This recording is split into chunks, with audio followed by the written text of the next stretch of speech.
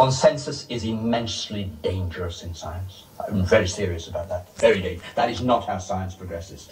Science progresses through critical falsification and through paradigm shifts. And the moment we're not open to that, science, I think, is in danger.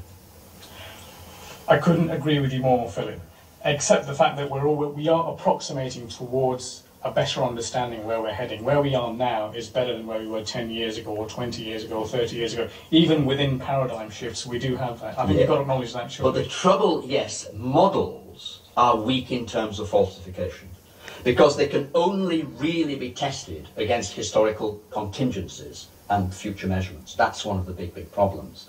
So if you're basing things on models, whatever it is, from economics, he says with a wink at the moment, to climate change, models have an inherent weakness in terms of this. That is, of course, the great problem of predicating policy on science, however much it seems to have a consensus. I won't argue with that. Well, that's where we're going to have to leave it for today, I'm afraid. My thanks to Caroline Crawford, Ehsan Massoud and Philip Stott. Next week, we're going to be back in the studio with the ornithologist Graham Appleton and geographer Sue Buckingham. As always, please do let us know any questions you might have for them. It just remains for me to thank our hosts and audience today here at the Institute of Astronomy at the University of Cambridge.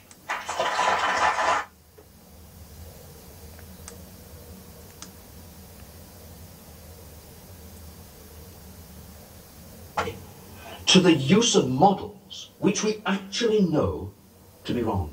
Can I come back to Mike on one of the points that he raised earlier, which is about the idea of consensus, because I think it's a critical issue that you've raised. 3,000, 4,000, 5,000 experts, they're not there to hide things, they're not there to hide the truth. They're always, admittedly, there are of course errors that they can make, but by and large, you can't ignore a consensus of all the world's experts.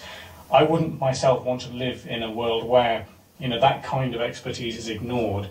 Yeah, I must disagree with you, Ehsan. Please remember that 95% of scientists in the early part of the 20th century believed in eugenics.